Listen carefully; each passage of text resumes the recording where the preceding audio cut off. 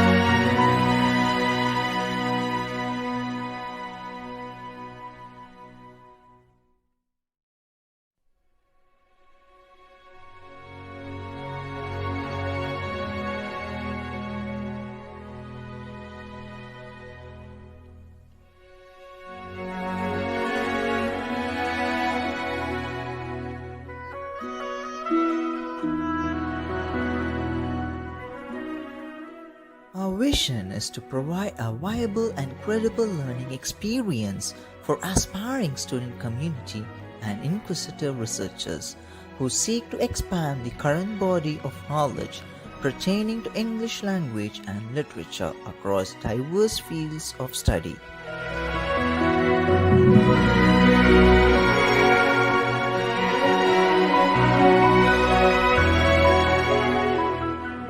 To enable the students to explore English language and literature, to be proficient in the use of the language and communication, and build knowledge for personal and societal development.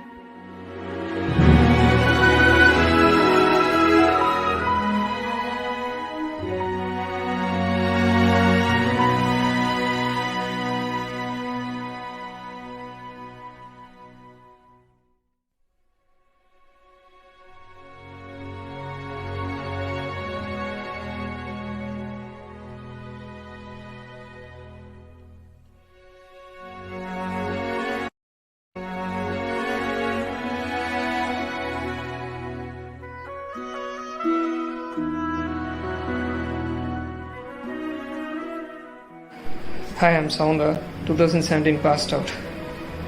It's an immense pleasure for me to share my feelings and experience of the MGR University, especially for BA English department.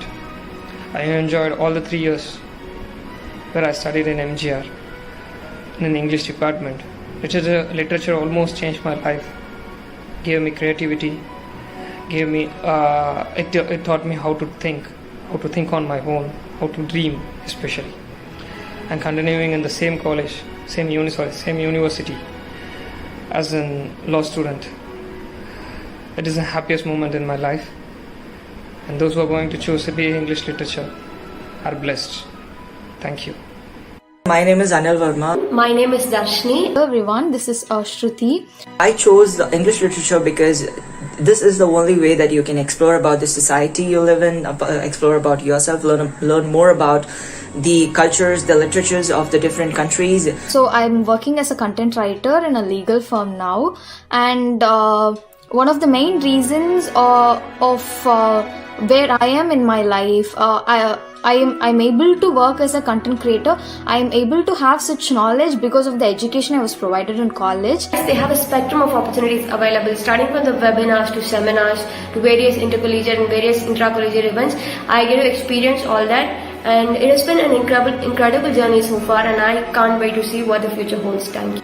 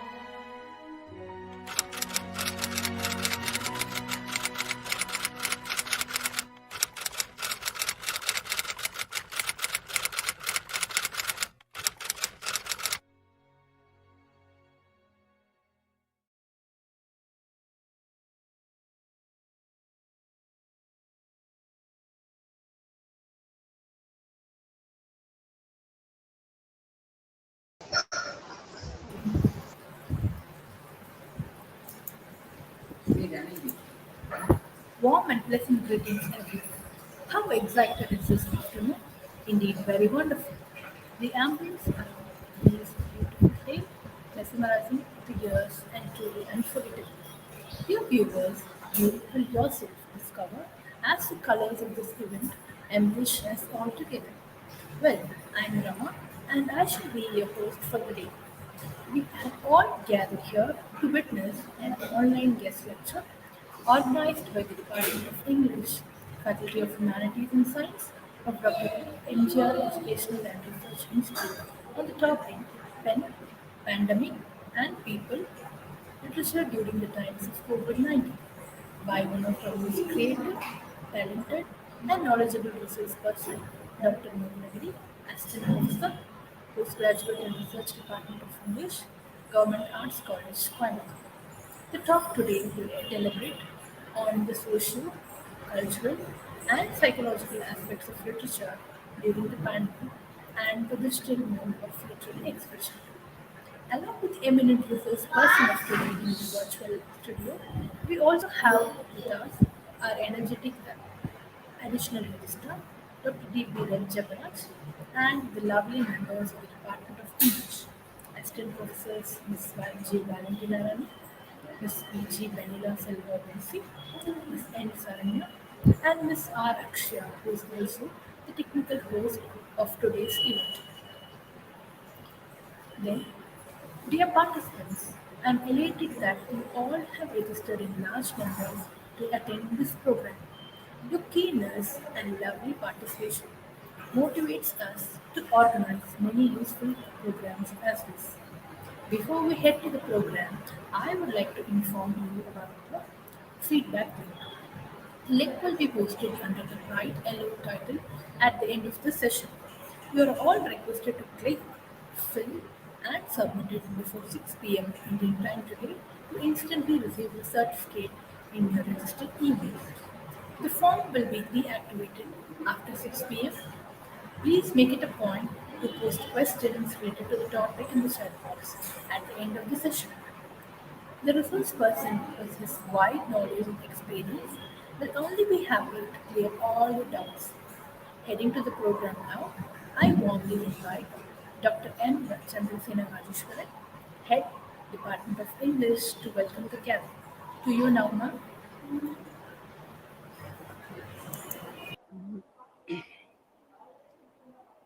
A merry and happy welcome to everybody present here on this August afternoon. It's my privilege and honor to welcome our Chancellor, Vice Chancellor, Dr. A.C. Shanmugam, and our Honorable President, Engineer ACS Arun Kumar, to this gathering, but for them, we might not have been here. So thank you, sir. We will wholeheartedly welcome you both to this gathering wherein we are going to discuss about the impact of pandemic on literature and the people. So I welcome our most respectful Vice Chancellor, Dr. S. Geeta Lakshmi, our respectful Registrar, Dr. C.B. Palnivelu, and our ever enthusiastic Additional Registrar, HNS, Dr. Malini Pandey, and the other management team of our esteemed university in the main campus and the other campuses of our university.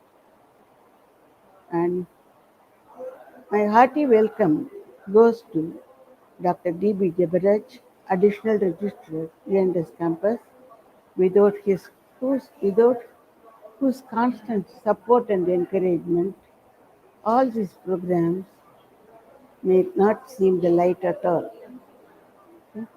So I once again welcome everybody, the professors and students who have assembled in this e-conference, guest lecture to listen to Dr. Mohanagiri, professor from Government Arts College, Coimbatore.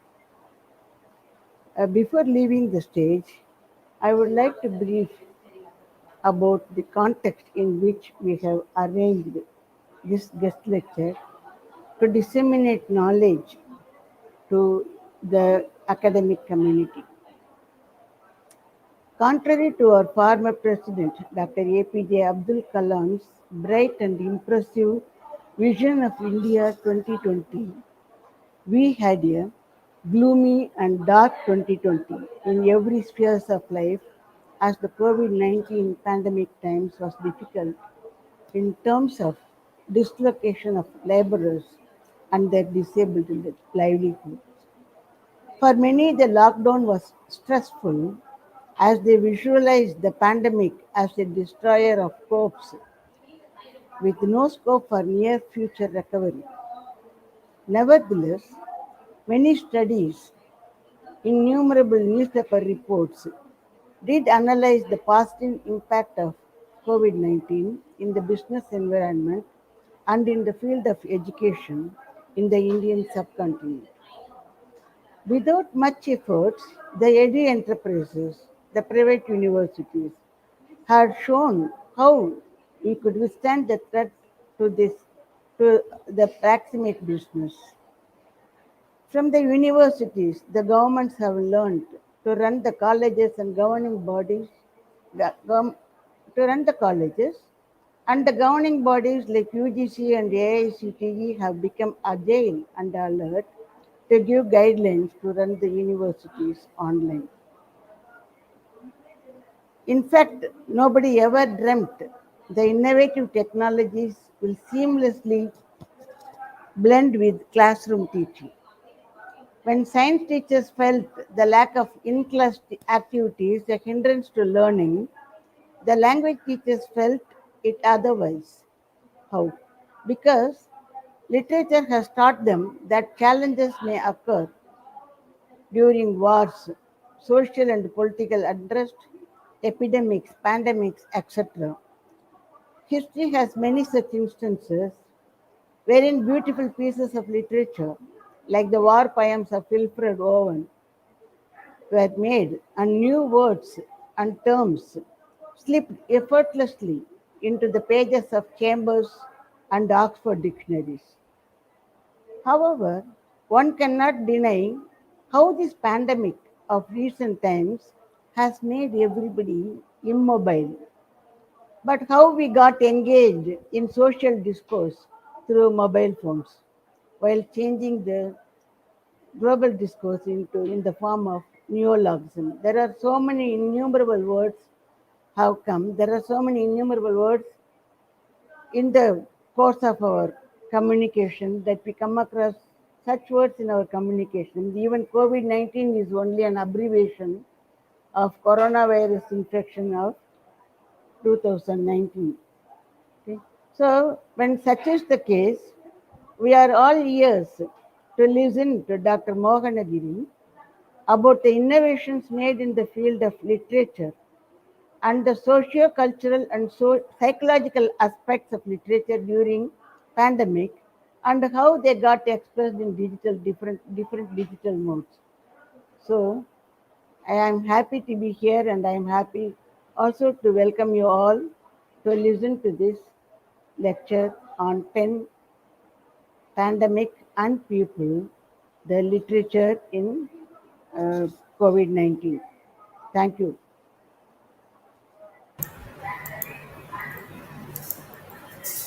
Thank you, ma'am, for your honest welcome to the gathering. I now cordially invite our dining additional registrar, ENS campus, Dr. D.B. Raj to deliver the felicitation.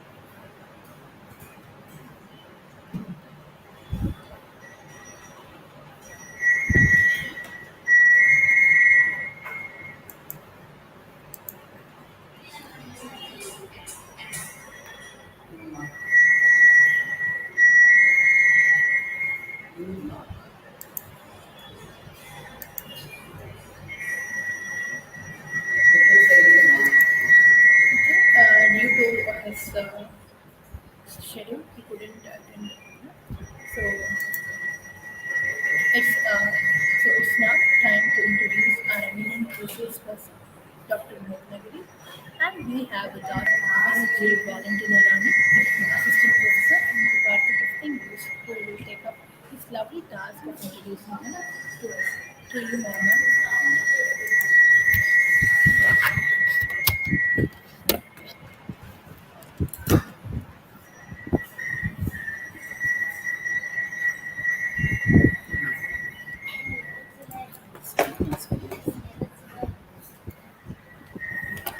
Good afternoon, everyone. Very nice to meet you all in this afternoon. I'm very happy to welcome our chief guest, Dr. A.S. Mohanagiri sir.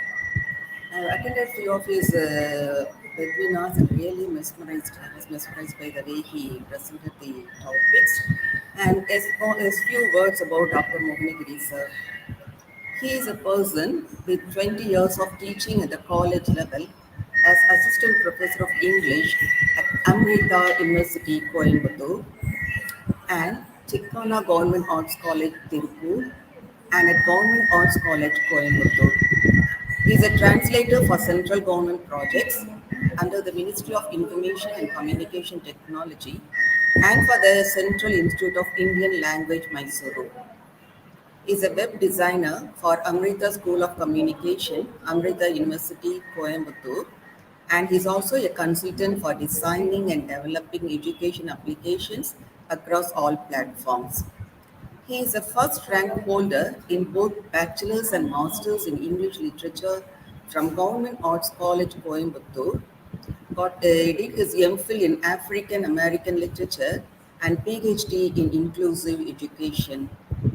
He served as a co-investigator in a UGC major project on inclusive education with a funding of about 9 lakhs.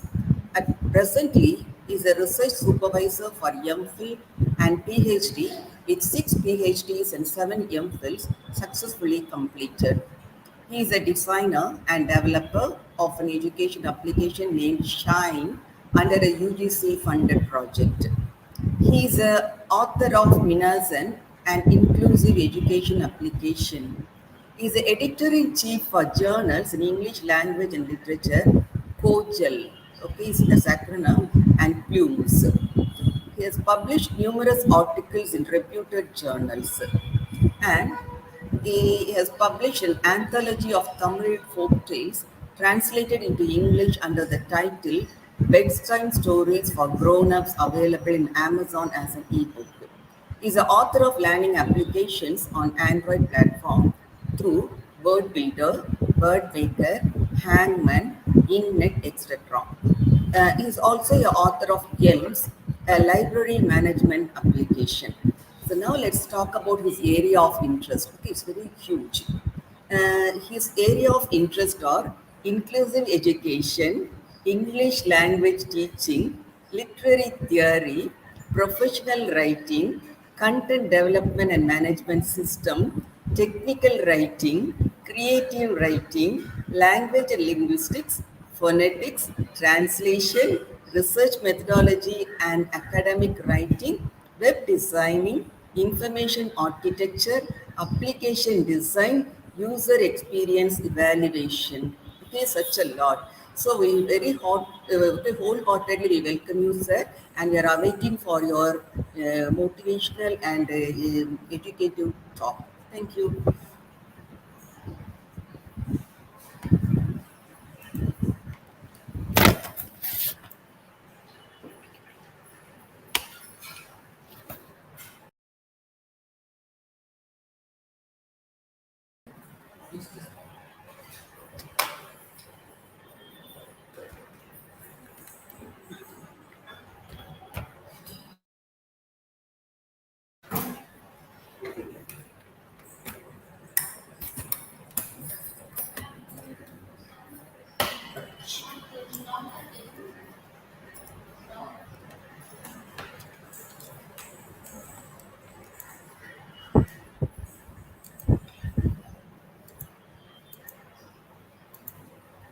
Thank you, ma'am. What a stunning and an impressive profile. Sir, our gratitude in abundance to you for accepting our invitation instantly and raising the program today as a resource person. We are absolutely certain that all the participants connected here benefit largely from your resourceful, creative, and highly intellectual topic, pen, pandemic, and people literature during the times of COVID-19. I now warmly invite you to the studio to enlighten the audience. To you now, sir. Thank you so much. Good afternoon, one and all. And thank you for giving me this opportunity, the dignitaries all on the stage, the MGR University and the Department of English for giving me this opportunity to share some of my thoughts on pandemic, people, and literature that has been there. At the back of my mind ever since the pandemic broke out in sometime in the December 2019, and it got realized sometime in March 2020, and so on. So, with my sincere gratitude and thanks for this opportunity, and with much ado about this, we shall go in and hope I'm audible. So yeah, if there are any problems in my audio or video, please you can tell me. So with this, we will go in. People, pen, pandemic, and people, literature during the times of COVID-19, as the topic suggests, we are looking at three aspects today, and literature being center, and pandemic and people. In other words, it's the pandemic story and how the pandemic story evolves itself into a people story, and how people meet pandemic in literature. So these three are the central points of discussion for today's session. And I'm not going to throw names at you, names of works, literary works, names of critiques, theoreticians, and all. See, that's all knowledge. See, in this time and age of information revolution, if you want knowledge, it's out there on the internet, on the ether, for abundance. But here, as the intro showed, one of those students spoke beautifully, and I like that statement the student made. One of those MGR University students said, "They taught me how to think." So it's I highly endorse that, and any talk for that matter, I feel should just kindle our thoughts. So it's sharing our thoughts, and hopefully, this platform, I suppose, if it allows us to share our thoughts, that's fantastic, because information revolution has given us that enormous power of democracy of information.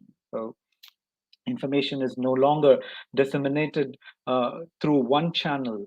It is many to many. So that mindset and that established structure, if this technology gives that, I'll be very happy.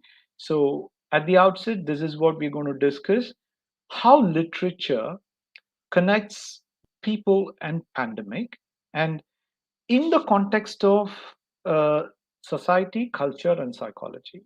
So, when we talk about society, culture, and psychology, we would start with the individual level. We will touch upon philosophy, and then we will slowly move on to society, culture, and psychology, with COVID being a phenomenon. Thankfully, COVID has not expanded beyond it, and let us be positive that the impact of COVID will be minimal in terms of years, and in terms of it has already rattled us all, but it has not totally devastated us. Maybe our lessons that we learned during the previous history, during the Spanish flu, or even before that, during the Black Death and all, I think uh, man is in a better position, or human beings, I'm sorry for that gender biased language, human beings are better prepared for facing this pandemic.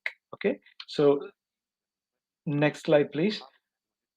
So I would like to start this session by asking you to ponder over three aspects. See, COVID, we all realize there is something called COVID, and it's a pandemic, a coronavirus that's threatening the very existence of human beings, or rather, that might be exaggerated. Maybe the very mm, life, the comfort, the way we look at life, the very concept of life itself in the 20th century, we can call that. So, in that regard, it came sometime to Indians, at least, it came sometime in the middle of March. Okay. And then as March ends, March 2020. So I would like to take you there, and I want you to think about three things. One, information that you remember about COVID or coronavirus. The moment I say, for that matter, right now, it is all saturated. Corona, COVID, I mean, you wrinkle your forehead and say, what? Even here? Kind of. But when it all began, there was this anxiety, there was this excitement, there was this panic. So I want you to transport you there, in spite of the, uh, you know, tough emotions you might have. So, three things I would want you to think, and if possible, put it on your notepads, so that throughout this lecture, I want you to correlate or relate whatever we discuss here, we share here, with those three aspects of Corona and your own personal experience. So, one is that one information about Corona that comes to your mind the moment COVID-19, the pandemic, said that one information. Then that one story, it might be a news story, or it might be a piece of literature, it might be a piece of talk or an advice, or whatever, a story that comes to your mind the moment you say, or I say, COVID-19. The third, I want you to think about that one person who comes to your mind when you think about Corona or COVID-19. So, one is the information. See, we had information flooding into our lives, especially in the month of March and April and May. So, of all that information that you received, one information that stood out, you know, after mostly 1.5 years have passed, and we have started to live with Corona. We have learned to live with Corona. And at this juncture, I want you to remember what is that one information that you remember about Corona, whether it is, it being a virus, it being, affecting the lungs, it being, a global pandemic, the what information about the pandemic itself. And the second one is the story. It can be a human story where people suffer. Madam earlier spoke about the displacement of millions of people and laborers, especially Indian subcontinent faced the problem of mass migration of laborers from the uh, south to the north, and north to their own uh, villages. So, is that the story that you are reminded of when you talk about Corona, COVID-19, or is that something else? So many heroes turned out to be, came out of that pandemic. So, are you remembering their stories? And then, when we come out, that one person that you remember when we talk about COVID. See, that one person, he might or she might have influenced you, might have inspired you, might have informed you, helped you, saved you. Who was that one particular person? So that's with that in the context, in the backdrop, we would like to go further. Next slide, please. Next slide. People in pandemic. So we start with people. So when we talk about people, I would like to talk about people at two levels. One, the individual, then the society. Of course, individual, family, community, and society, we can go further divide that into 4 categories. But primarily, I would like to look at the individual and the community. So, people during that pandemic, how did they go about, what experiences they had at 3 levels: the psychological level, the social level, and the cultural level. Thankfully, these sociological and cultural effects may not last, all those effects may not last long, but there will be definitely the impact of the socio-cultural aspects of corona for at least another couple of decades. Okay. So when we talk about people in the pandemic, it all began with people in panic. So panic was the first reaction that we had when we experienced the reality of the pandemic. So the pandemic at one level was the pandemic of the disease of the COVID-19 itself. But simultaneously and equally impactful, equally virulent was the spread of panic. Okay, so whenever when we write literature or when we study people, when we look at the pandemic, we have to look at people and pandemic as people in panic at the psychological level. So the mass hysteria that brought into us. Okay, so the panic button is pressed. That's the first reaction triggered, that the pandemic had triggered. So point number one, the moment we became pandemic, what did we do? So we have to recollect. We go back to the February, March, April of 2020, and panic was the first reaction that it started. Um, So how people reacted with panic, the mass hysteria that followed the announcement of the lockdown, the closing of borders, the joblessness, the fear of death. See, in fact, at that point of time, nobody was willing to talk about the joblessness, willing to talk about the disaster that happened in people's life. Everybody was too panicked to think only about the disease itself, the pandemic itself. And therefore, uh, in panic, what happens? Psychologically, what happens? Our world narrows down, comes down. Already, when we talk about the world, the earth being so large, in everyday perception, every individual's world is quite small. I'll take my example. You can also think about yours. You can ponder about your world. My world is about 15 kilometers, my dear friends. Just 15 kilometers is my world. It is the distance between my residence and my workplace. So, on an everyday basis, I do not consider, think, or concerned beyond this 15 kilometers. Similarly, every one of you would also have the same thought, same concept of world. When I say my world, this is what my focus is. I do not worry, or I am not affected, or I'm not impacted if a road is blocked 50 kilometers away, 100 kilometers away, 200 kilometers away. I don't mind. But if within this 15 kilometers a roadblock happens, I am worried. It is happening in my world. Okay?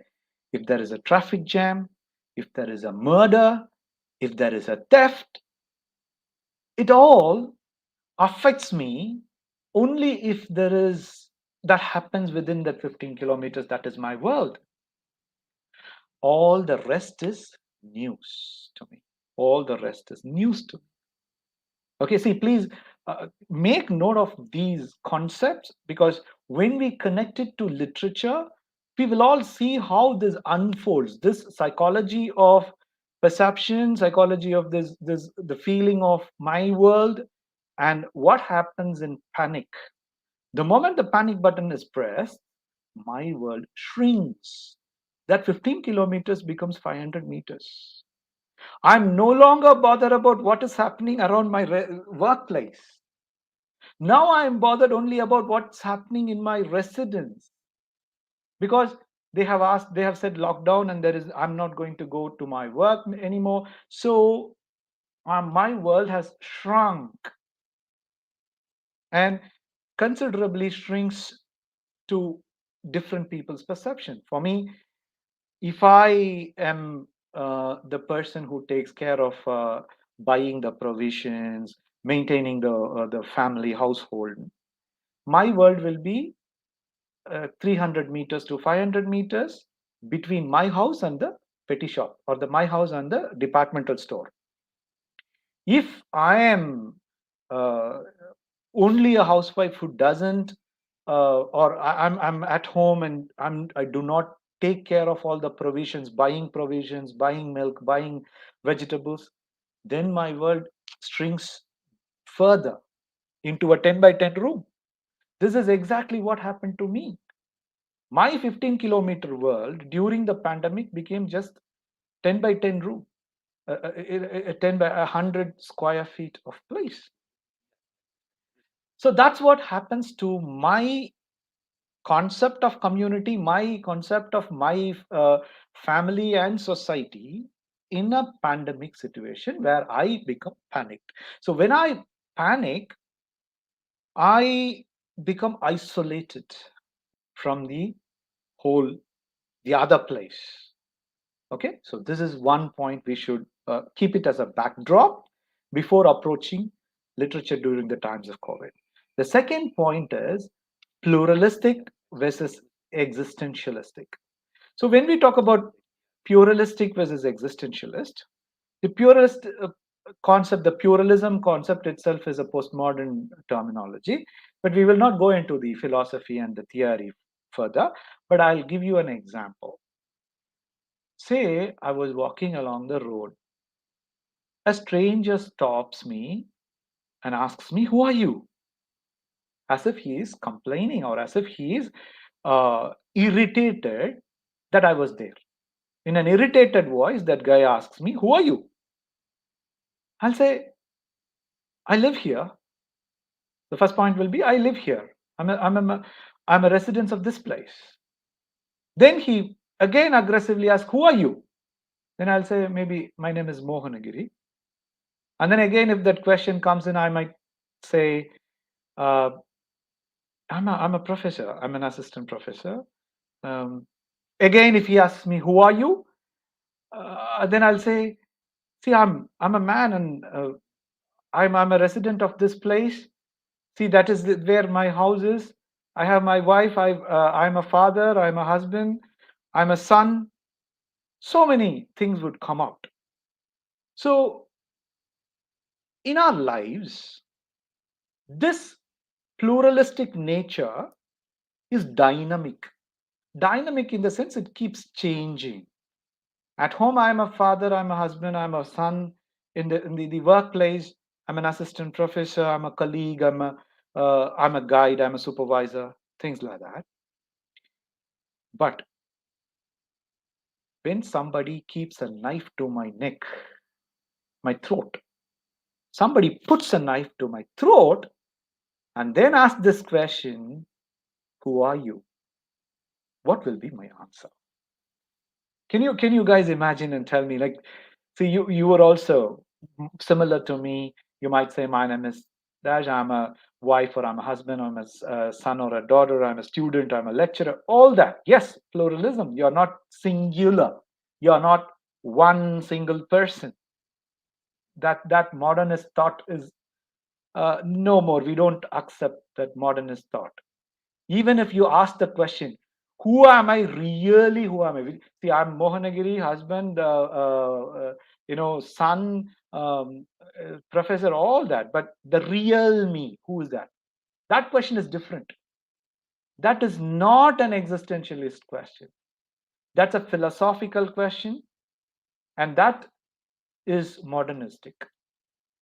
But if somebody puts a knife to your throat and asks you who you are, and then you would give an answer, I think pandemic must have shown you that, because COVID-19 put a knife onto your throat. So I would also ask you to think about this question. During the month of March, April, May, June, July, August, I'll include 6 months of 2020, maybe 3 months, March, April, May. So somebody put a knife to your throat, that is this COVID-19, and who you were. Who are you? Who you were that period. So every single person became existentialist. And that is why I said the world did really shrink physically, functionally, and even psychologically. Okay. Remember, if the same lecture has to happen 1 year ago, we could not have, I could not have thought about this.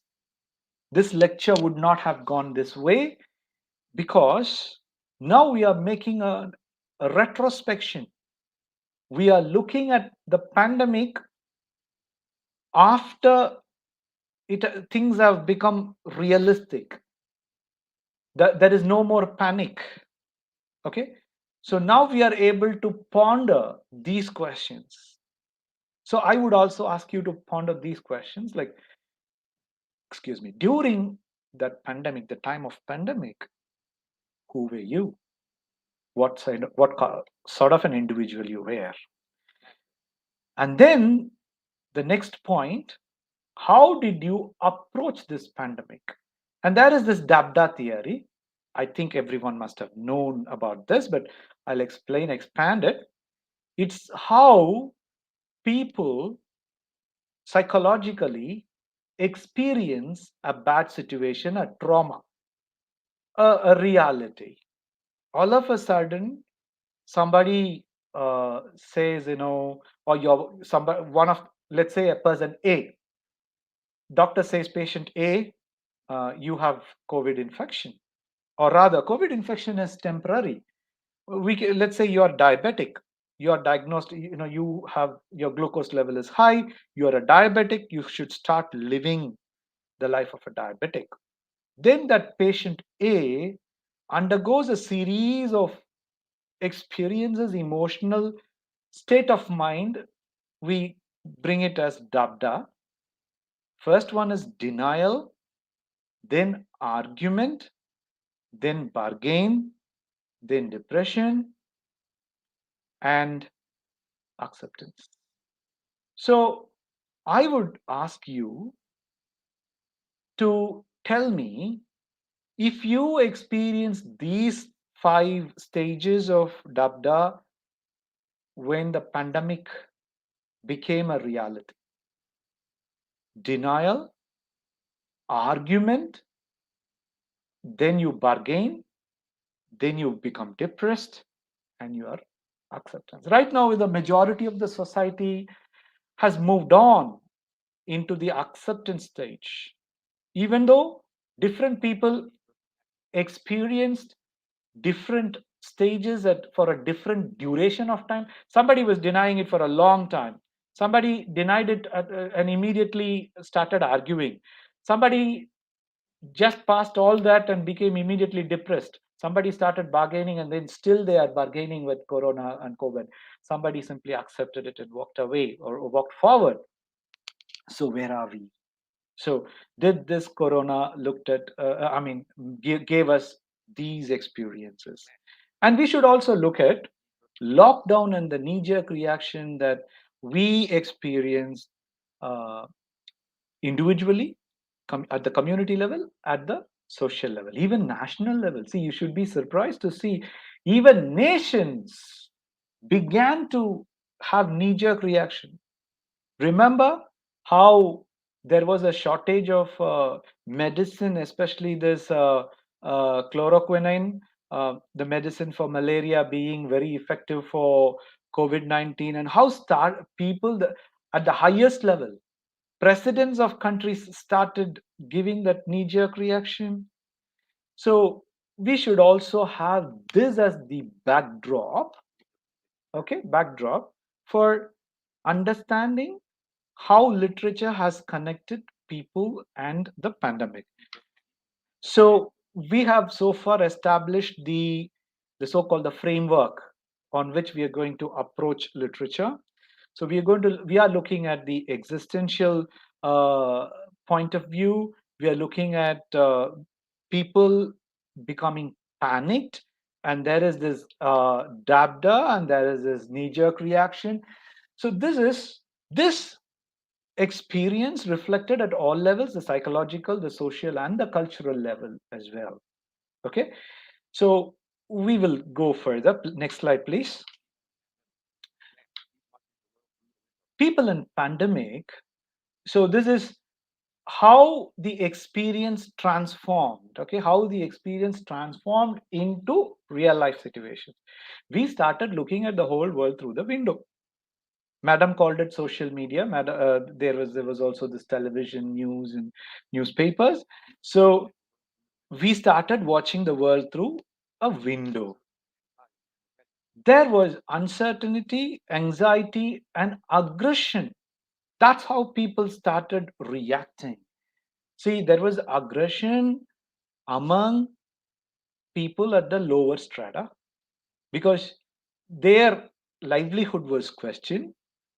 There was uncertainty in the middle class, and there was this anxiety at the other level. Okay, so every strata of society experiences, it's a mixture of uncertainty, anxiety, and aggression.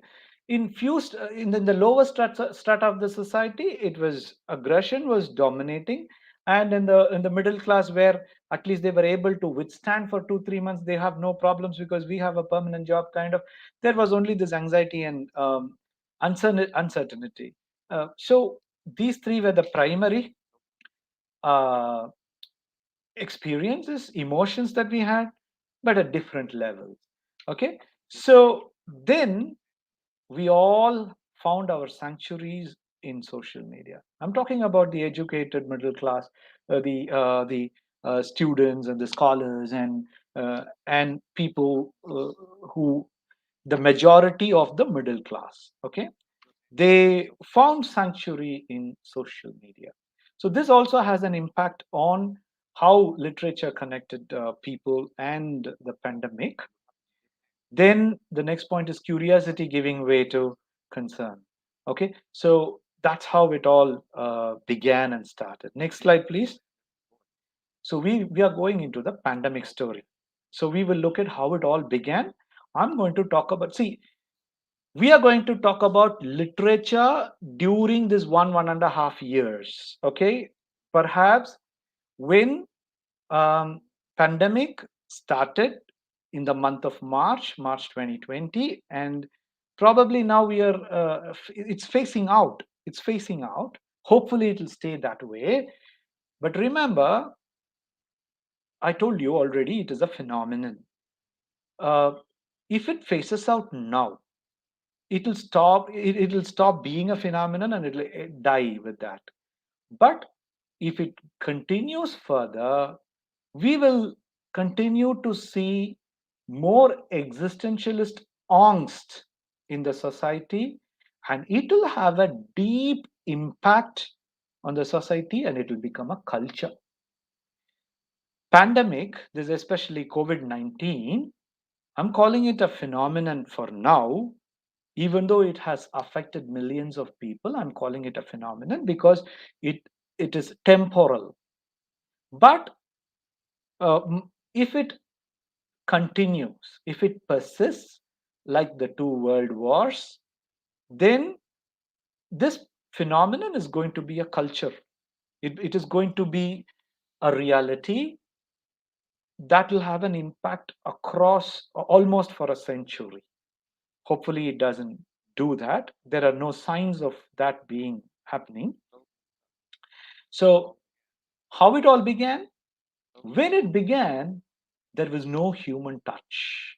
In March, when it all began, it was happening to someone, somebody. When I said no human touch, go back to the world, your world. I told you, no, my world is a 15-kilometer world. Similarly, your world is about maybe 10 kilometers, 20, 30, 40, 50 max kilometers. So when COVID-19 started as a pandemic, there was no human touch because it was happening in China. It was happening in Wuhan, hundreds and thousands of kilometers away. And therefore, to me and to you and me, the pandemic was only a news item. It was just information, no human touch. Somewhere far away, far, far away, it is just news. And remember, everything was statistics, my dear friends. How many of you go back to that lockdown period? I remember my lockdown period. Every day at 6 o'clock, I sit down in front of the computer, television. For what? There'll be a news bulletin from the health secretary talking about how many corona infections, how many were admitted in the hospital, how many treated, how many tests were happening, how many COVID centers opened, all statistics. Okay. So why do I say this?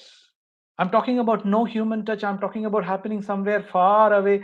I'm talking about just news, and it's all statistics, because this exactly reflected in the literature that was written about COVID, or literature that had themes on COVID. So that's what we're going to look at an example.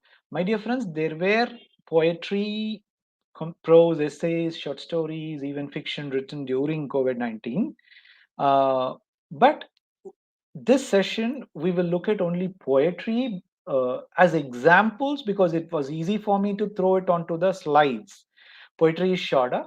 And remember, there was this news item in New York Times during, I think it's April 15, 2020 edition. There was a line that captured my imagination. It said, "Spontaneous overflow of corona thoughts." Remember Wordsworth's saying? Spontaneous overflow of powerful emotions and feelings recollected in tranquility. That's what he said about poetry. But New York Times put it this way, spontaneous overflow of COVID thoughts. And because it was panic, because it was spontaneous, I think poetry became the mainstay rather than stories and novels and essays. They became afterwards. They appeared later. Stories began to appear. Stories about corona, stories on COVID-19 appeared later, because people wanted time and energy to think and plan, to be to just put across stories. So the first thing came out was poetry. See, because this is 20th century, when I talk about poetry, it's a very loose topic under which we can bring in the spoken poetry. We think about, if you can relate it. So many people wrote poems onto the and recorded it and posted it onto the social media. I remember the singer S.P. Balasubramanian singing a poem written by, it was in Tamil, poem written by Vairamuthu, and putting across. So in March 2020 and in April 2020, to my knowledge, poetry was very popular about COVID. So we are going to look at one example of the poem that became viral. Okay, poem one slide. If you're not, that is the slide. Please put on the slide. COVID poetry. Sorry, COVID poetry in March 2020. Poem one. I'll give you some time. You can just read through the poem and correlate it with how it all began. No, we had a few thoughts on how it all began, right? I said no human touch, no, it was all news, it was all statistics. Now look at this poem written by uh, Richard Hendrick, brother Richard Hendrick, an Irish poet, because this poem became viral in the month of March. So yes, there is fear. Yeah, look at the tone. You have to look at the tone, how it is put there. Yes, there is fear. Yeah, I accept there is fear. Hello, this is not the dabda accept. That acceptance is not there. This is actually denial. Denial that there is nothing big is happening. So yes, there is fear. Yes, there is isolation. Yes, there is panic buying. See, he accepts panic buying to be a kind of okay chalta hai attitude. Yes, there is sickness. Yes, there is even death. Come on, sir.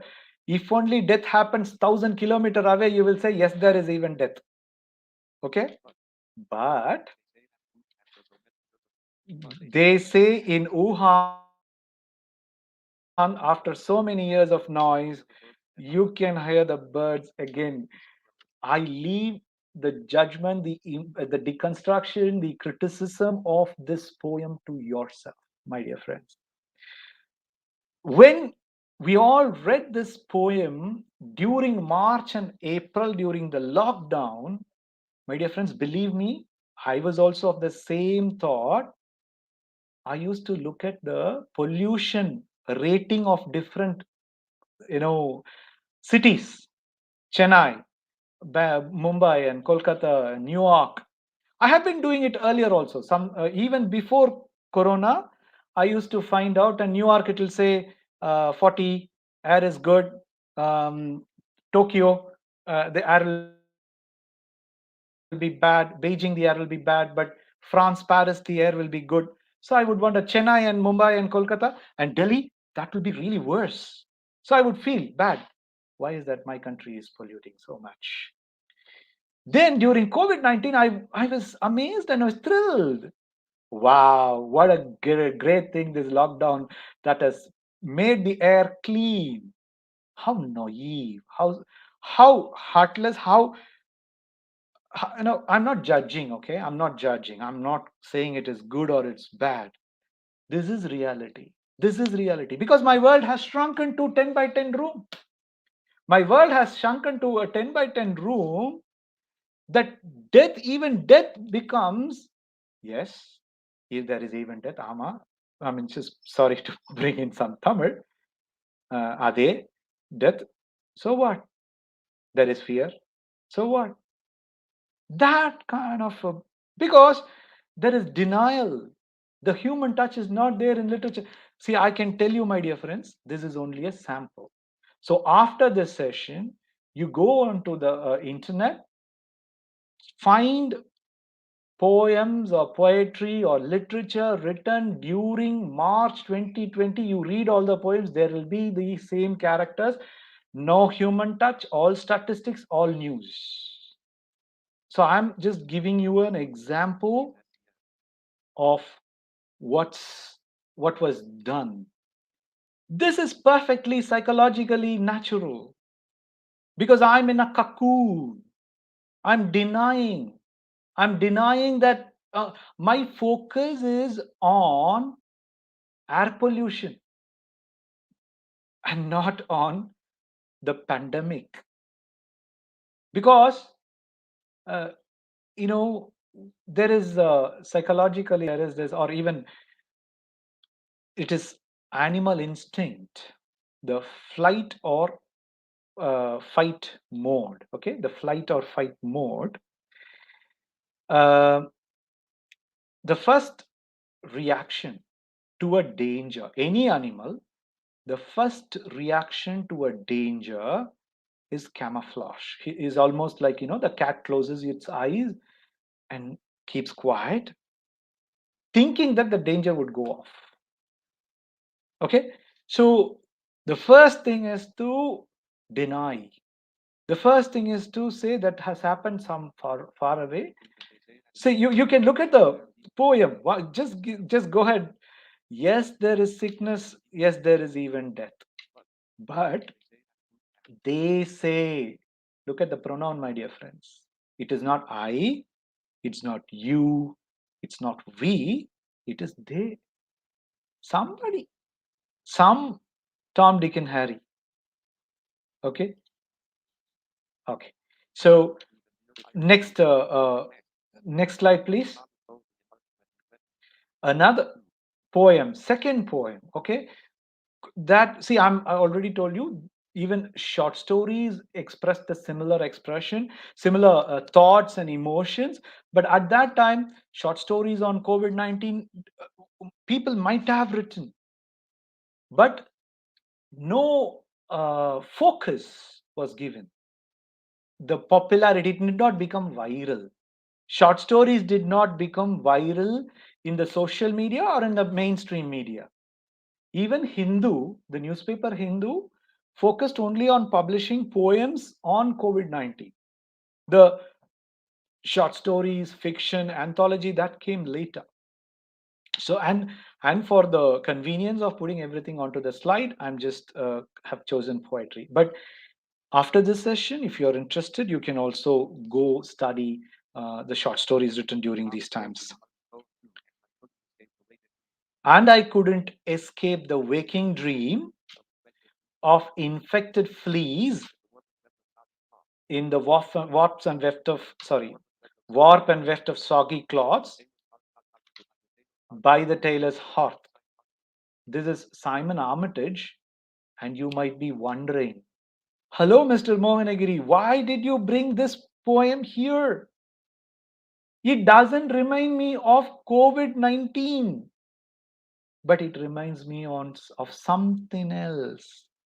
The fear, the flea and the dampness. I'm sorry.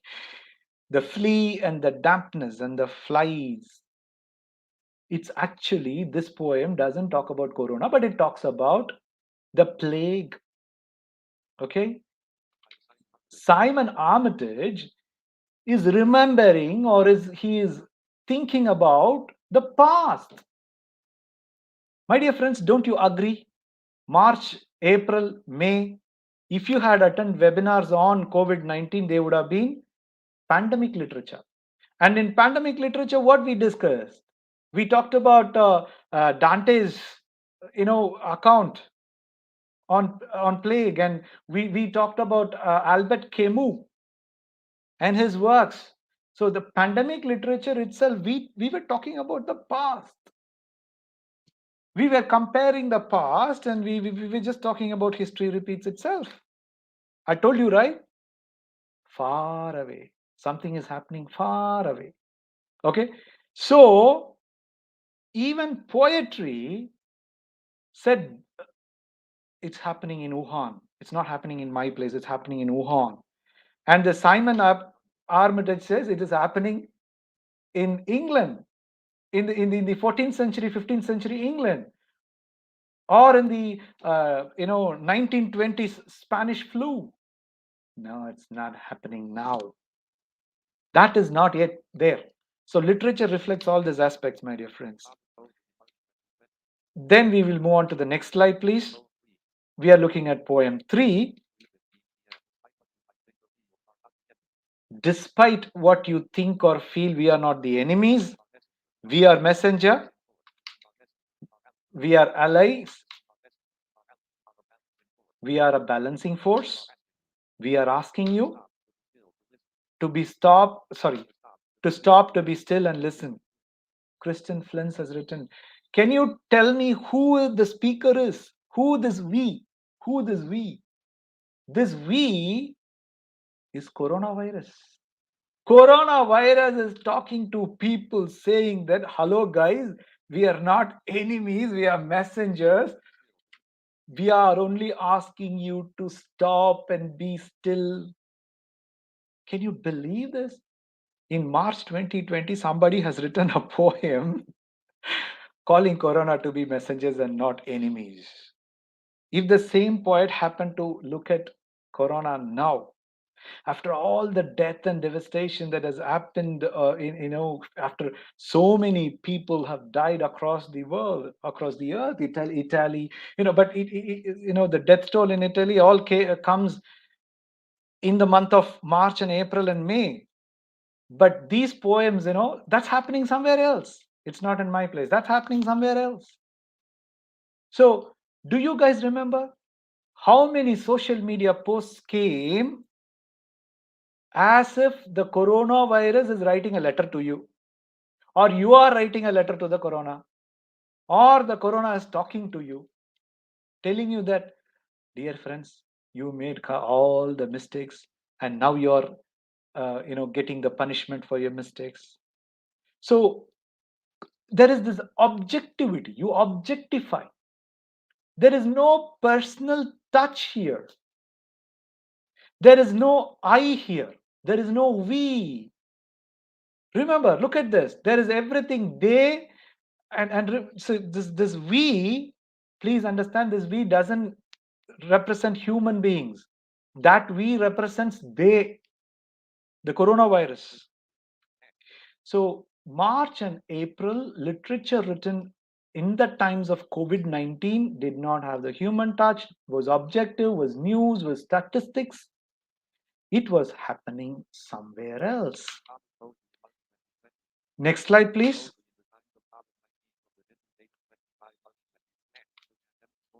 Okay, this slide was sorry, excuse me. Next slide, please. The pandemic story, how it all continued. We will look at how it all continued. We are now 2-3 months old. March, April, May gone. All lockdowns coming in. People realizing the pinch. I should not call it the pinch. Now the pinch has become a squeeze. We can call it the pinch has become the squeeze. That which was happening somewhere else 1,000 kilometers away is now happening 100 kilometers away. It is happening 50 kilometers away. It is happening to my neighboring state. So that is, I'm talking about the month of April, May, and June, where Corona has come to our neighbor states. From 1,000 kilometers, it has come to 100 kilometers. Now, how people, psychologically, people looked at Corona, the pandemic, and how it was reflected in literature. Okay, objectively human. Okay, slowly the literature is becoming humanistic, but still not subjective. It is still objective human touch. I told you earlier it was no human touch, now objective human touch. You are looking out the window. You have started looking out the window. Now, then what were we doing earlier? In March 2020, we were looking at our screens, mobile screens and telephone screens. Sorry, television screens. I'm sorry. Now, we are looking at our windows. We are looking at our neighbors. Okay? Now, I'm panicking. So I need assurance. So I need something to hold on. Arguments. Okay? Arguments and bargain. Arguments and bargain follow. And we say, follow the instructions, you're safe. If you wash your hands thrice a day, 6 times a day, if you wear mask, you are safe. Corona will not affect you. Remember? Do you agree with me? During the times of lockdown and afterwards, you turn everywhere, everybody said, wear mask, you're safe. Wash your hands, you're safe.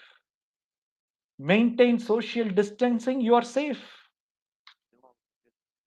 But statistics continued, my dear friends.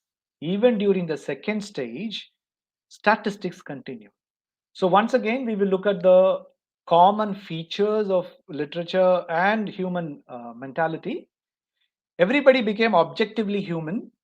There is human beings accepted, but it's not me. It's he, she, or they. Excuse me. Okay. So see, if there is any problem with the audio or video, please somebody should remind me. Um, so objectively human, looking out the window, instructions, follow them, you're safe, and still all statistics. That's what human thought was.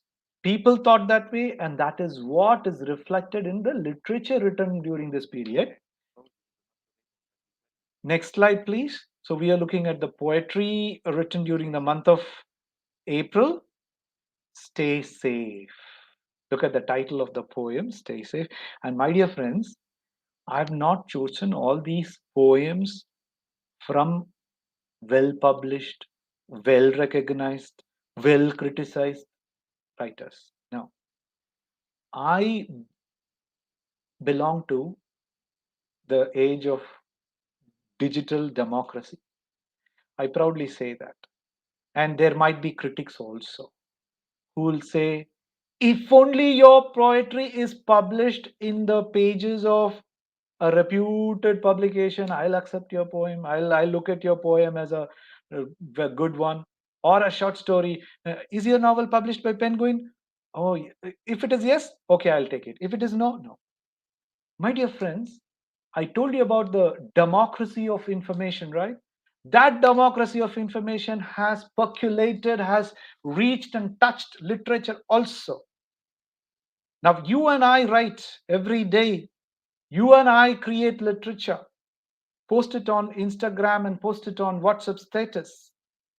So, as a descriptive, maybe, we approach this, we should also be democratic in looking at uh, literary works, literary pieces. Of course, there should be standard, but that standard has become democratic because today, if I decide to publish a book, I can publish it, self-publish my novel or a collection of poems online in Amazon, much like I did. Madam was giving an introduction. I just published an anthology of folk tales. My novel is about to be published in a month's time. All that I do it because Penguin and HarperCollins will not give an opportunity to Mohanagiri because I'm a new writer. So this time and age, I have an opportunity to publish. So therefore, I have a very liberal thought.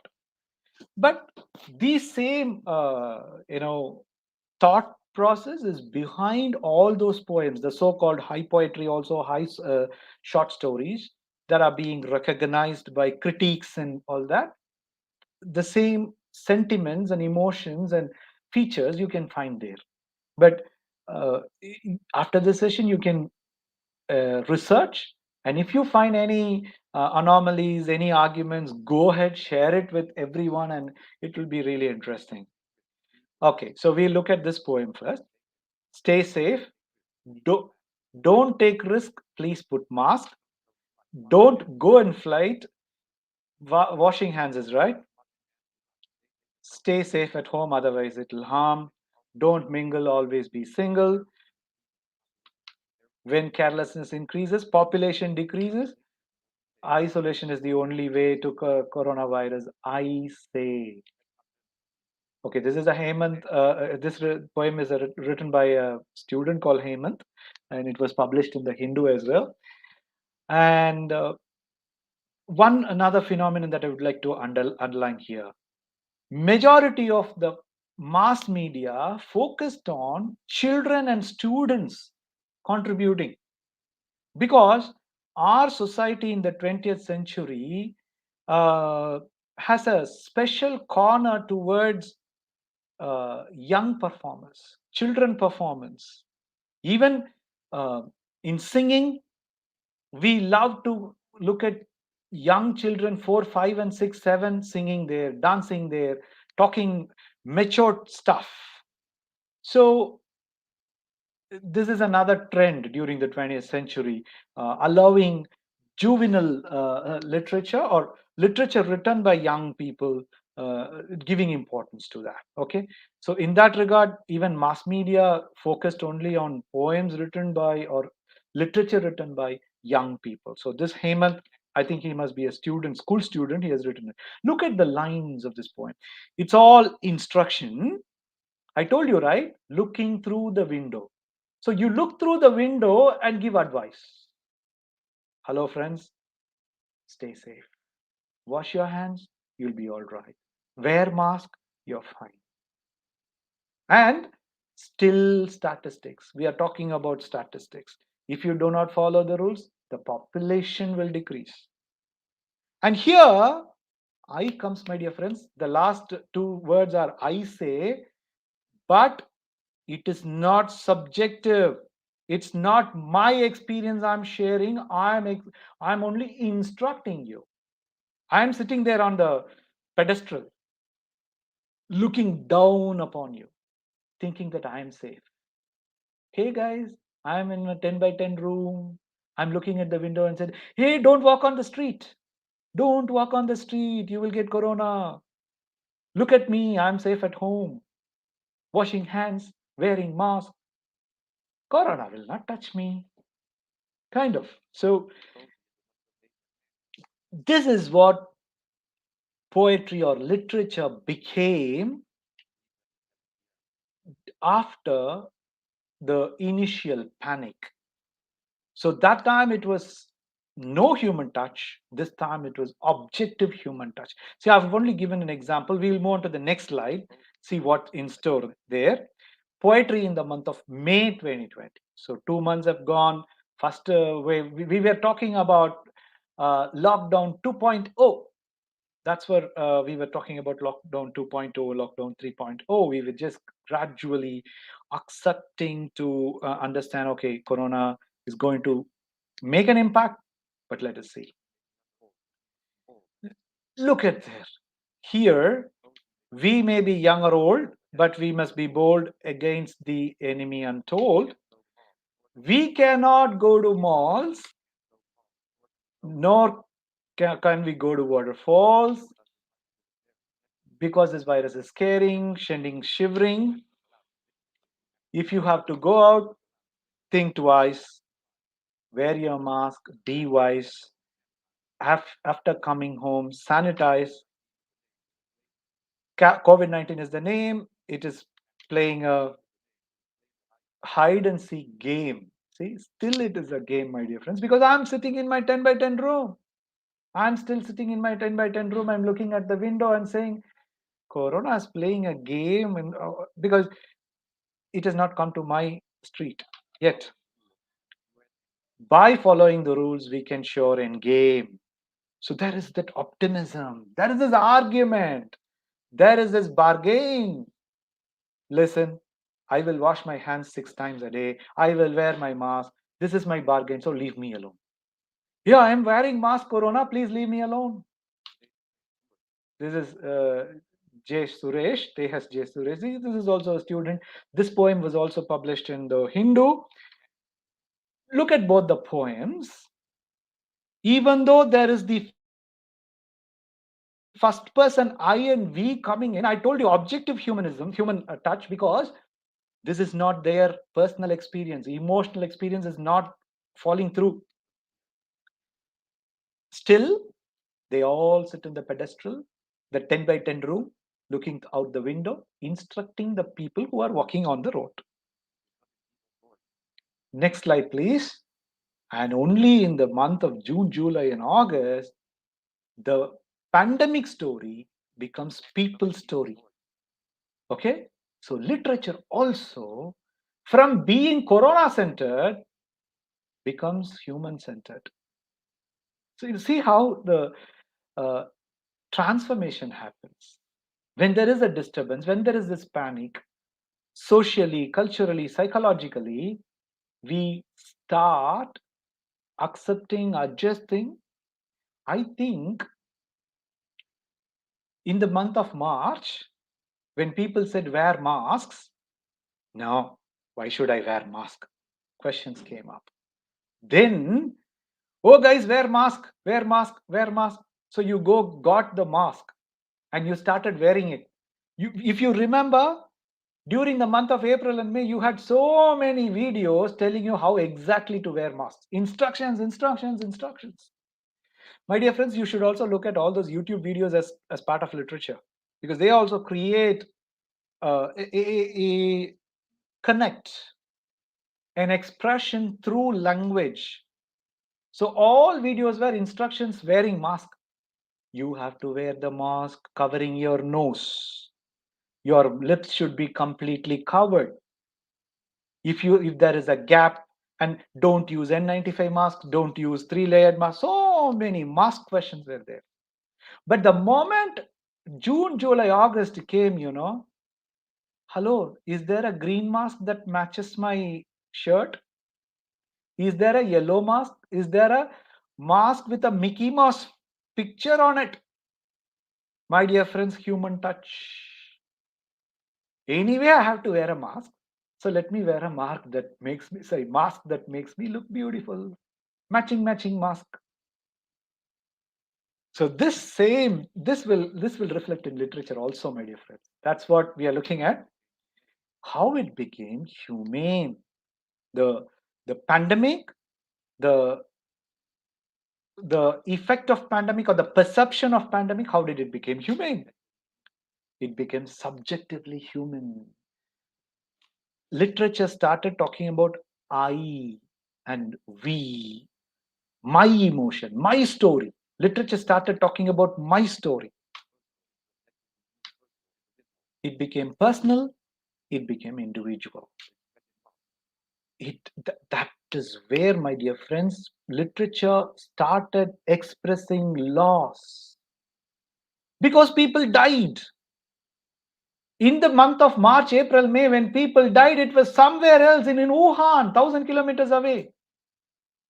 Sometime in the month of April and May, people died in 100 kilometers away. So I said, wear mask, I will not die.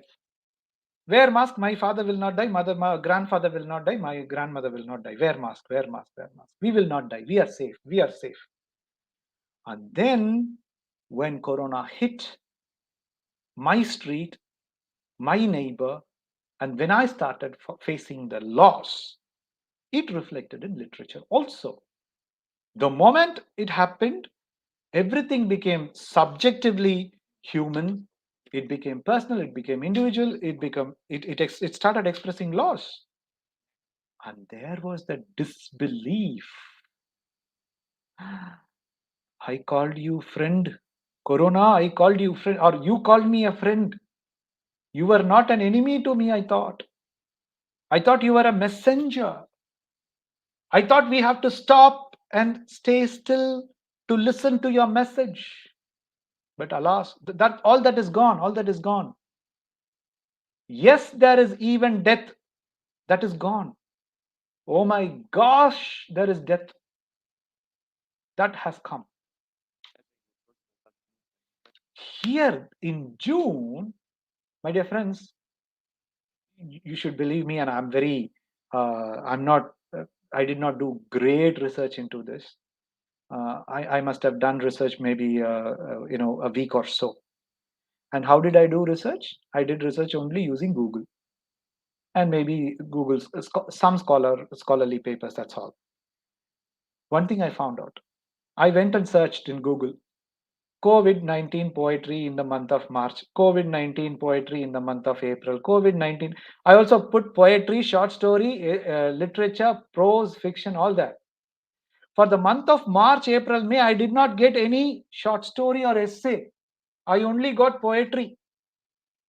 Now in the month of June, my dear friends, I got essay. Essays with personal touch. The next slide, please. Essays with personal touch, June 2020. See how literature grows, In March, April, and May, I was panicked. I was in a panic. So I did not have enough time and energy to write an essay or a short story or a fiction. I only had powerful feelings and emotions spontaneously overflowing. So I wrote only poetry. Now, March, April, May, June, I start writing. Of course, there was poetry also, my dear friends, but this is where essays also come into play. If you can, you just go ahead and read the what is given there. Spending days inside my room searching my internet.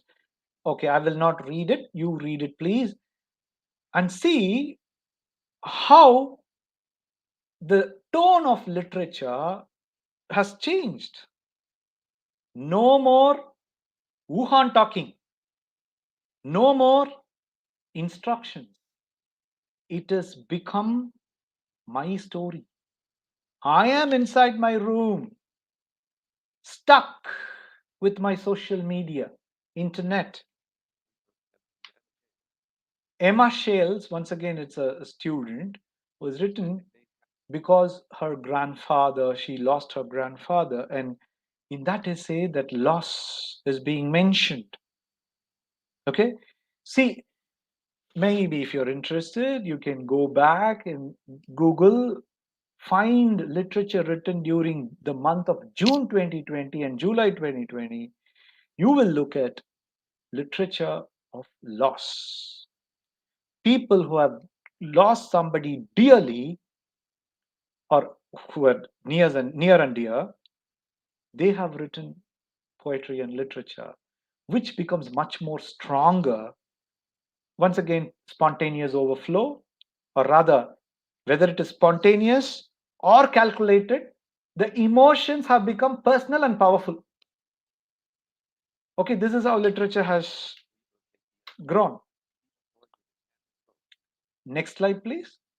People's story with expanded hope. This is the next stage. June, July, gone. It has become personal. Remember, it has become personal, but it is individual. I am talking about myself. My 10 by 10 room. Now I have stopped looking at out of the window. Please remember, I have stopped looking out of the window. Why? Because somebody is knocking in at my door, my room's door. My mom or my father, my grandmother or grandfather is knocking at my room's door. So now I've stopped looking at the window and I'm looking into my room because something is happening personal. Now the next stage is the thought started embracing humanity. Now my thought expands. My emotions has become an empathy. This is reflected in literature again.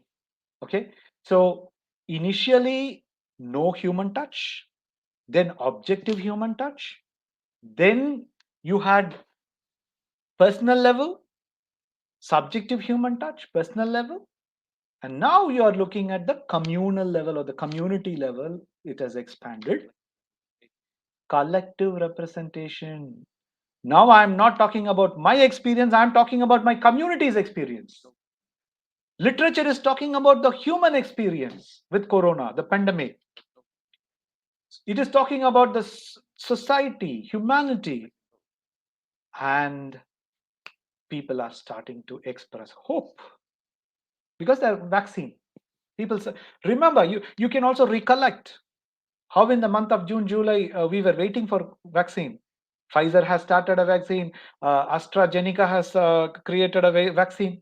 Remember those days, June, July, August. If you can go look at your social media web page, you will see, oh, that country has designed a vaccine, so vaccine will come to India. When will vaccine come to India? That kind of optimism also comes in. And you accept, we people have started accepting that the corona virus is a pandemic and it's not something, it is not our a friend or a messenger or something, but it is an enemy that is to be dealt with. It's a challenge that we have to destroy or we have to contain. That acceptance have come in.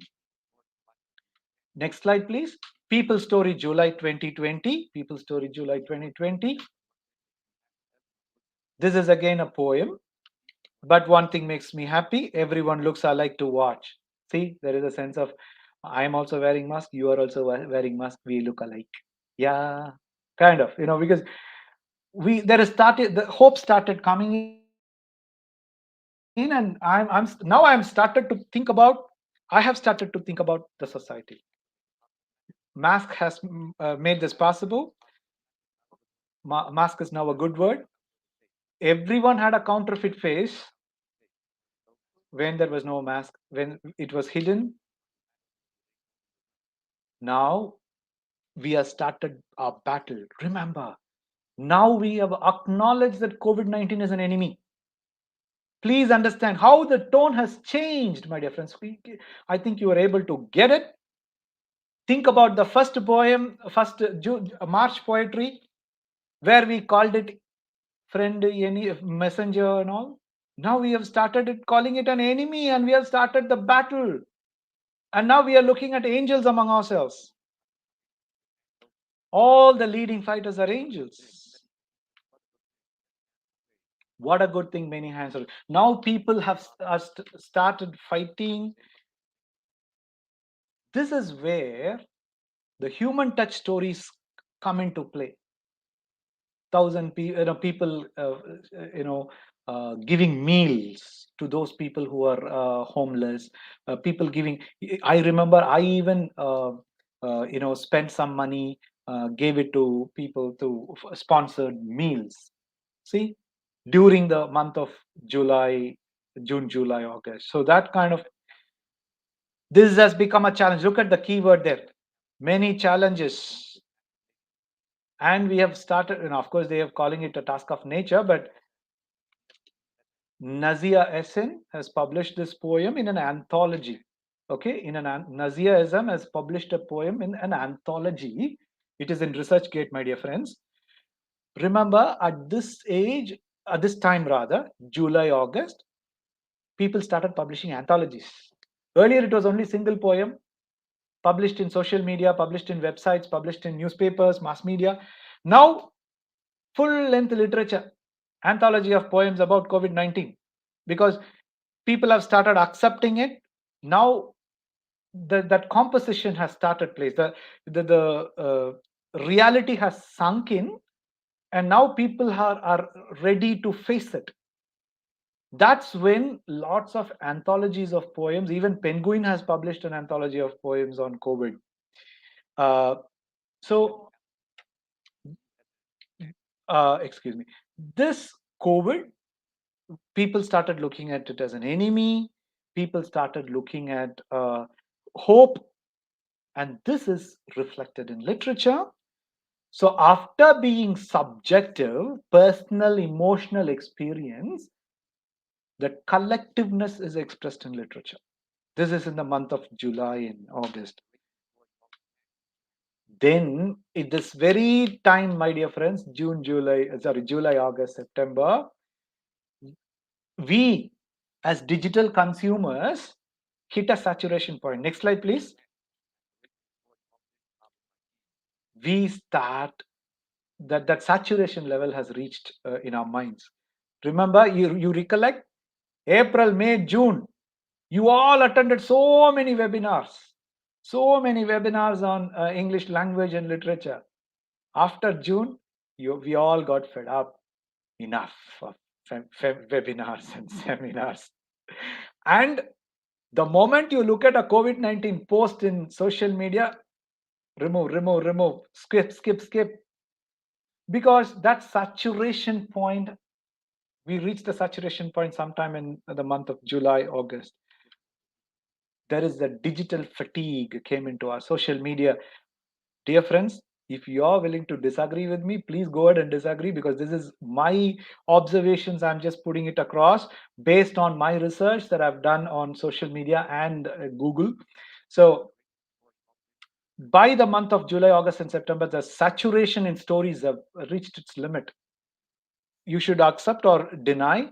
The moment you look at a social media post COVID-19, do this, do that, you just skip it. That's why I called it digital fatigue, yearning for normalcy. we started feeling, okay, when will that normalcy come? When will this corona end? And when will I go back to my normal? And that is where decline in reading and writing of uh, COVID-19 literature starts. There is this restoration of equilibrium in the sense COVID dominated our thoughts and our minds and our actions. Now other things come into the play, and it is kind of an equilibrium is established. Okay, so this phase is the decline phase. As we all know, COVID, the curve peaked, it plateaued, and now it is declining. Now it is coming down. Now it is dropping. Same way literature also faced this, but even though we people continue to write literature related to COVID-19 and all that, it is not directly affected, influenced, impacted by COVID. Rather, the scope is expanded now. COVID might be the central theme still, but it is not the only thing. All the other peripheral but equally important aspects of writing also has come into play. Next slide. Next slide, please. Poems become anthologies. That's where I'm just. Viral verses edited by Stephen Linstead. Social distancing by AIDS. Poems of COVID-19. The first 3 months, Jane. So all these, the literature, poetry or short stories or fiction, people started writing fiction and people started writing short stories, and they came out as anthologies. And if you want to explore more into this literature pandemic and how it impacted and influenced writers and people, you can just take these anthologies. Some of those anthologies are free online. You can just go and read, and you can even make a literary study. You can have a psychoanalytic study, you can have a sociological study. That's up to you, but that'll happen. Let me tell you this: 2023, 2024, 2025, PhD dissertations, many of those dissertations would be focusing on pandemic literature and COVID-19 literature. That's the next logical step. That's literature is going to move ahead. There is going to be literary study on pandemic literature. Okay, next slide, please. Time for reflections. 2021 literature has become a time for reflections, my dear friends. Whatever poetry, short story, fiction that was written, that is being written in 2021, it's all reflexive, in the sense, reflective rather. People sharing their experience during COVID, their transformation, how life has transformed. Remember, or rather, I would like to tell you, if you ask me, Mohanagiri, write a piece, literary piece, on your experience about COVID-19, I will not talk about my fear, my anxiety about COVID-19. I would rather talk about how I spent my times during COVID-19. By the way, there was a story lying in my mind for 15 long years, and COVID made me possible. It made me to write it down. Now I've completed 2 novels. So if you ask me your experience about in COVID-19, I would talk about that. It has become reflective. If I ask you to write a poem or a short story or even an essay or a social media post about COVID-19 in 2020, your experience about COVID-19 in 2020, you will be reflective. You will only reflect on your experience. Okay. People's attitude towards COVID-19 has changed. It has become, we have learned to live with it. And that acceptance is reflected in our literature, in our everyday life. See, earlier, somebody asked to show your hands, and if they take your temperature, immediately you will feel anxious. Now you don't do it. You automatically, your hand goes there, and you don't even. Every time a security in a mall or in a shop just tests your temperature, you don't even are conscious about it. You just simply put your hand there and you go in. You are impatient to complete that. You don't even ask him what was the temperature. No. But remember, June, July, August, September, October 2020, every time you go near the temperature monitor, your heart will flutter. But now it has just become another day-to-day activity. So that acceptance is reflected in literature.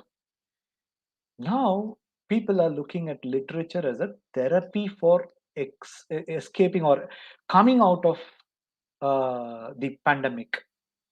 Literature, people have started looking at literature, any creation for that matter, as a soothing tool. So if you now look at lots of social media posts, they are not about corona. They are about uh, other things that would form therapeutic. Okay. And now, if you write any poem on corona, people have a negative attitude towards it. Corona poem, skip. Corona post, skip. The moment you say corona, people are, that saturation is continuing. That saturation point is there. Now corona is no more a flash news. You understand? Earlier corona, now reopening of school is a flash news. Reopening of college is flash news. We are yearning for normalcy. And therefore, my prediction is in about 6 months, literature on corona would decline.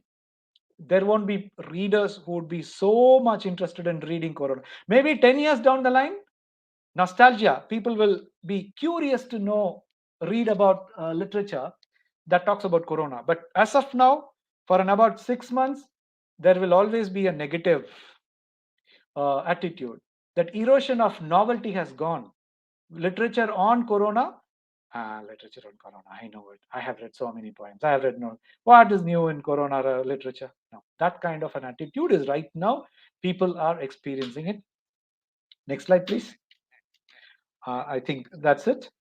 The corona significance of the pandemic has decreased now because many of us are vaccinated, but there is always that uncertainty, anxiety is there, but it has become a part of our life that we have learned to live with it, and therefore we are yearning for normalcy. Point number one, when there is something new, that fear factor was there. Now that, okay, accept it. It is there. Corona is there for 12, 15 months now. Okay, it is there. What next? People have started thinking about what next. And with that, I just come to the end of the session. Hope I was able to, interest you by sharing my thoughts, my observations on literature during the times of COVID-19. This was only a synchronic observation. We did not go back diachronically across literature written during Spanish flu, literature written during cholera, literature written during the plague, because that has already been done in the month of June, July. We all looked at past events and we said history repeats itself. Now I think it's time for us to reflect on contemporary issues, and that's why I chose to speak in this angle. Hope it interested you. Thank you so much.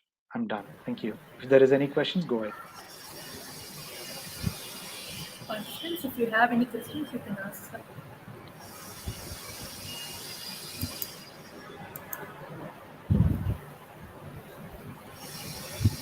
Sir, it was really an insightful presentation. Thank you so much, sir. Thank you, I madam. think the participants have clearly benefited from this session, sir. It's now time to express our earnest gratitude to everyone who supported, guided, and extended their fullest support and cooperation towards the successful conduct of today's guest lecture. We have Ms. Vici Vanilla Selva-Vinci, Assistant Professor, Department of English, to propose the vote of thanks. To you now, ma'am.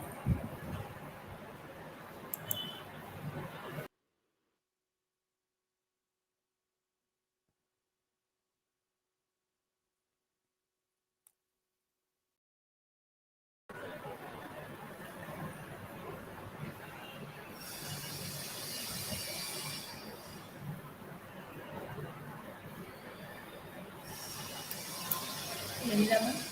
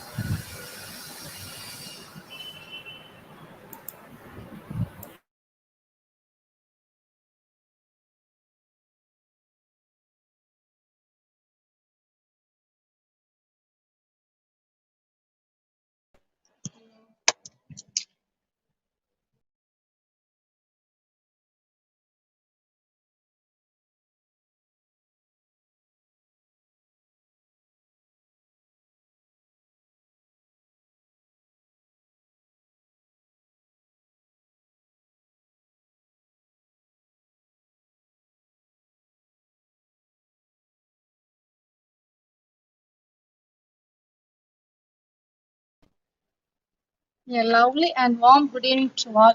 Be present in all things and thankful for all things.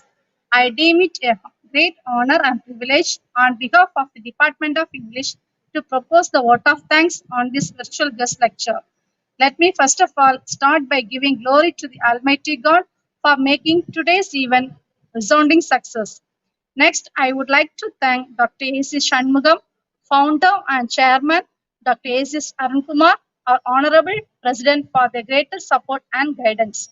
My sincere thanks to Dr. Gopalakrishnan, provost, and Dr. Geeta Lakshmi, our vice chancellor, for their guidance and motivation in all aspects. I extend my thanks to Dr. Palanivel, our registrar, for his constant support. I express my gratitude to a resource person, Dr. Mohanagiri, who has given a lecture on social, cultural, and psychological aspects of literature during the pandemic and the digital mode of literary expressions. Thank you, sir. I am very happy to extend my sincere thanks to Dr. Jabaraj, Additional Registrar, for his constant support towards every event. I extend my heartfelt thanks to Dr. Chandrasena Rajeshwaran, Head Department of English, for providing immense support to make the online guest lecture successfully.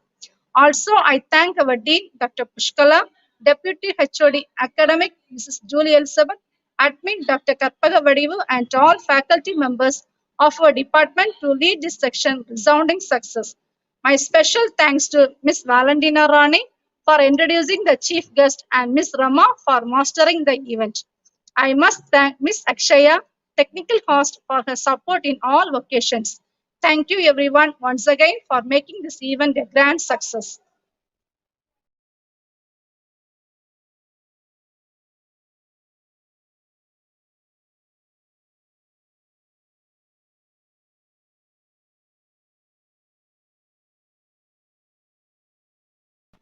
Excuse me, Rama ma'am, your mic is muted.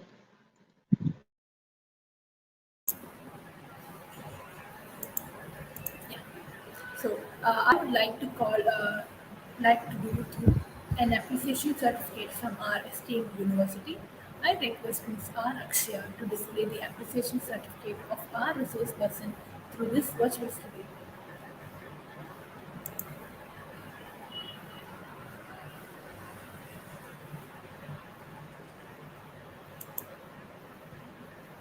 Thank you, Ms. Akshaya. Dear participant, for your kind information, feedback and assessment form is now active on the YouTube chat box. You are requested to complete and submit the form before 6 p.m. today to instantly receive your certificate in your registered email. Later on, the form will be deactivated. It is our university's policy not to share the presentation slides to the participants, but we would like to delightfully inform you that this video will be ever available in our YouTube channel. Participants can view at any moment from the comforts of their place, get benefited, and also share it with friends and colleagues. We have now come to the far end of the program, and we are totally confident that all will have gained enough knowledge on the topic. With this satisfaction of presenting a good and a resourceful lecture of national relevance, we wish to sign off and hope to meet all in the next program. Keep supporting us always, dear participants, and don't forget to submit your feedback form and also subscribe to our YouTube channel, Department of English, Dr.MGR Educational and Research Institute, for further updates about our programs and videos. Stay safe and stay healthy. Thank you all.